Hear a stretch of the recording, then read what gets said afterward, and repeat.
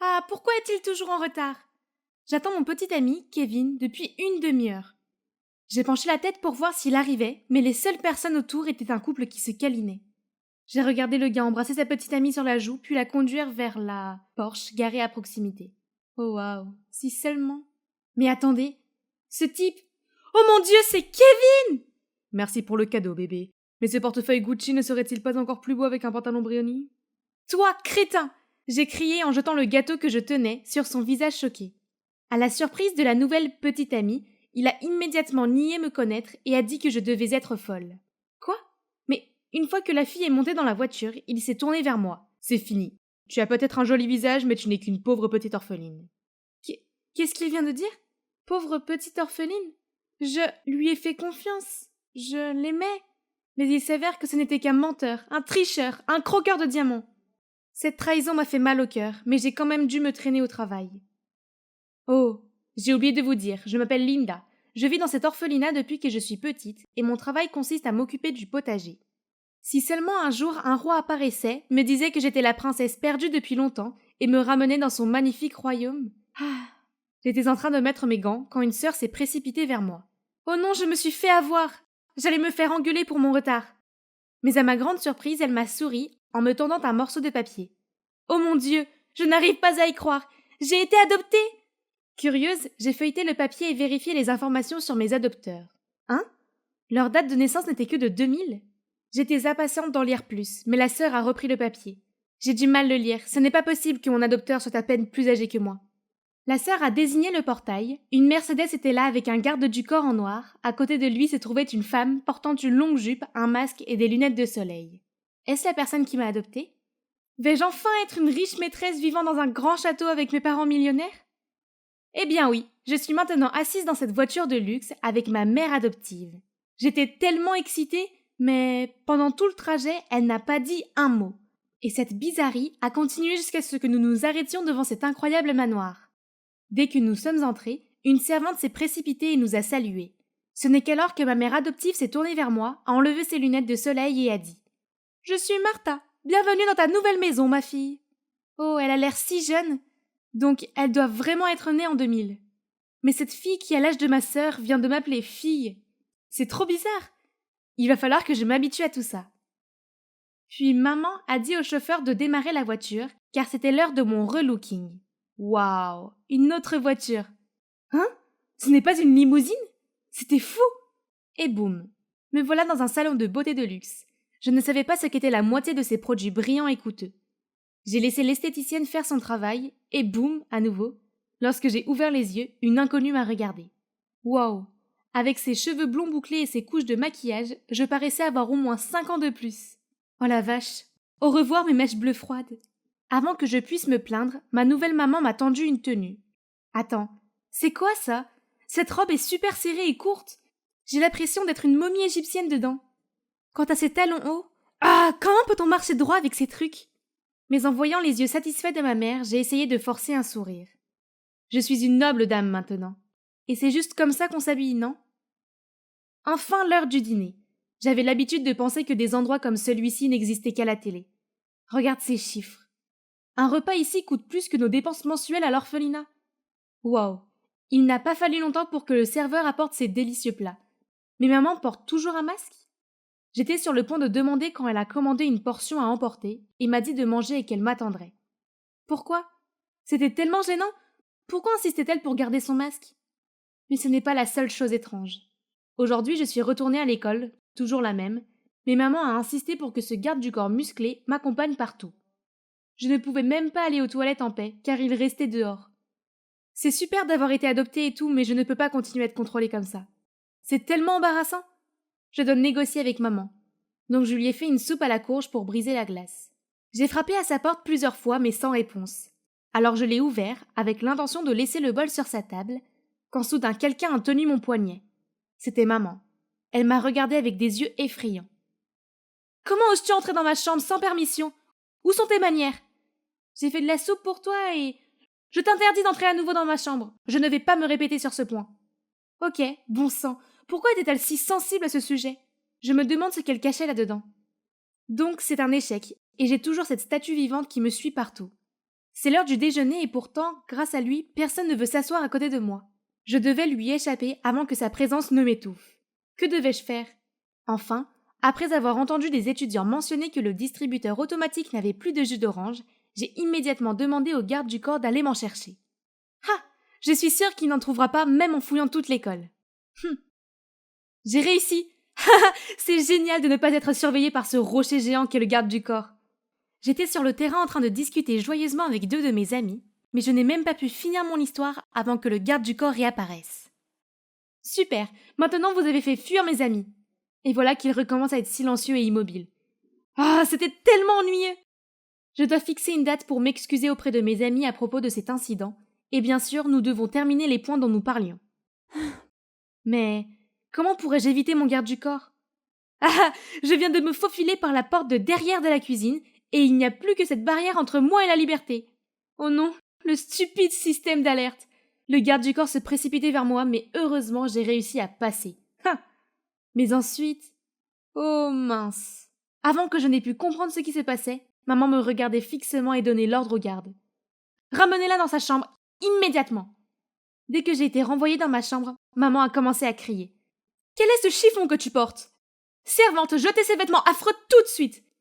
À partir de maintenant, tu ne porteras que ce que je t'autorise à porter, et tu ne dois pas sortir sans ma permission. C'est clair? Puis elle a claqué la porte. Quoi? Pourquoi était-elle si déraisonnable? Je ne pouvais pas vivre comme ça, j'avais besoin de lui parler. J'ai fait une incursion dans sa chambre, mais je ne l'ai vue nulle part. J'ai jeté un coup d'œil autour de moi, et j'ai remarqué la photo d'une fille. Mais pourquoi me ressemble-t-elle exactement? Qui est cette personne? Qu'est-ce qui se passe ici? Maman s'est précipitée vers moi en colère et a arraché le cadre de la photo. J'ai essayé de le reprendre, et comme nous nous déplacions, j'ai rapidement saisi l'occasion et arraché son masque. Et étonnamment, sa perruque s'est également détachée. Oh mon Dieu! Martha est mon portrait craché, sauf qu'il y a une marque sur le côté de son visage. Martha, qu'est-ce qui se passe? Il a fallu un certain temps pour qu'elle se calme et me dise tout. Il s'avère qu'elle devait épouser l'homme de ses rêves, mais on lui a diagnostiqué une hypochromie, une maladie qui affecte les globules rouges et peut entraîner une pigmentation de la peau. Elle avait peur que si son fiancé l'apprenait, il annule le mariage. Puis elle a trouvé une photo de moi que mon orphelinat avait publiée sur son site web. Stupéfaite par notre ressemblance, elle a eu l'idée de me demander de la remplacer le jour de son mariage. Quoi? Comment ose-t-elle m'utiliser comme un outil? J'étais sur le point de partir, mais elle s'est mise à genoux et a commencé à pleurer. Aide-moi, je t'en prie, je dois l'épouser. Puis tu pourras rentrer à la maison, j'ai beaucoup d'argent, tu peux en avoir autant que tu veux. S'il te plaît, ce mariage est tout pour moi, je suis vraiment amoureuse de lui. Martha avait l'air si pathétique. Je ne pouvais pas la laisser seule et misérable comme ça. Alors j'ai accepté de l'aider. Elle a ensuite partagé son compte Instagram avec moi pour que je puisse contacter son fiancé. Donc, je suis allée à mon premier rendez-vous avec cet homme appelé Elias, portant une oreillette Bluetooth connectée à celle de Martha. 5 minutes s'étaient écoulées et il n'avait pas remarqué que j'étais une fausse. C'était un peu étrange, hein? J'ai quelque chose sur le visage? Pourquoi me regardes-tu comme ça? Oh, désolé, c'est juste que tu as l'air encore plus appétissant que ce steak. Et tu es bien plus jolie que la dernière fois que nous nous sommes rencontrés, Mathie. Chaque fois que je pose les yeux sur toi, je me sens épanouie. Ah, je sais, c'était trop ringard. Mais, hey, je faisais juste ma part ici. Puis soudainement, Elias a soupiré et m'a donné ce regard triste. Mon père est gravement malade et est à l'hôpital. En ce moment, nous sommes dans une situation financière très difficile. À ce rythme, je ne sais pas si le mariage se déroulera comme prévu. Alors ce serait formidable si tu pouvais m'aider. Oui, oui, bien sûr. Je vais t'aider, ne t'inquiète pas. Oh mon Dieu, quelle idiote cette Martha. Dès que j'ai prononcé cette phrase, Elias s'est immédiatement levé et a dit qu'il devait aller à l'hôpital pour s'occuper de son père, me laissant la note à moi. Quelque chose me semble louche dans tout ça. Le lendemain, j'ai attendu Elias dans un café. Il était en retard et s'est précipité en ayant l'air tout agité. Chérie, tu as attendu longtemps? Tu as l'argent, n'est-ce pas? J'ai donné à Elias la carte bancaire et un petit coffret cadeau. Je voulais te remonter le moral, alors voici un petit cadeau en plus. Ouais, Martha m'avait supplié de lui remettre ce paquet cadeau en main propre, en disant que sa situation familiale devait le stresser énormément, alors elle voulait le réconforter. Pfff, quelle façon de faire pour les gens riches! Oh, une Rolex! Citrouille, merci! Cette montre ira très bien avec une chemise Valentino. Quel dommage que je n'en ai pas encore une.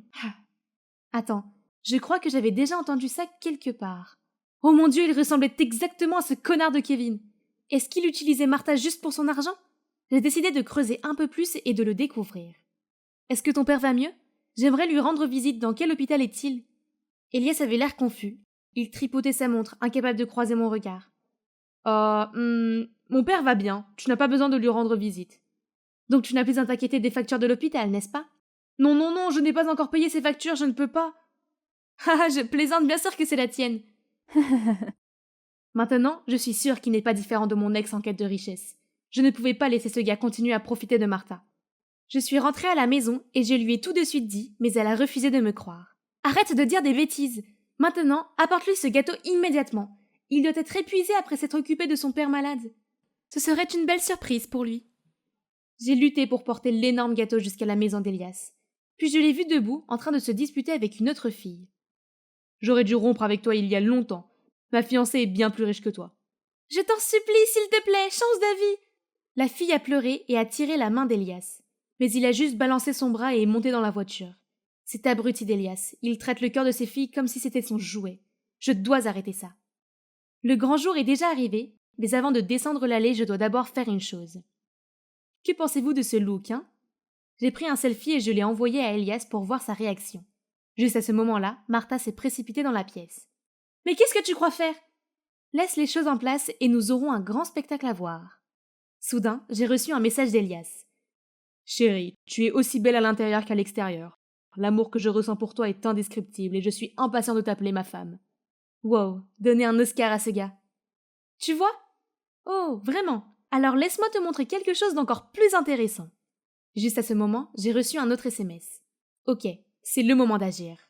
J'ai fait signe à Martha de se taire et je l'ai traînée jusqu'à la fenêtre. Nous avons jeté un coup d'œil dehors et c'est alors que quelqu'un est apparu. Alors que je marchais dans l'allée, j'ai entendu des halètements partout. Mon Dieu, n'avait-il jamais vu une marque de pigmentation avant? Mais Elias m'a souri gentiment. Eh bien, voyons combien de temps il pourra continuer à jouer la comédie.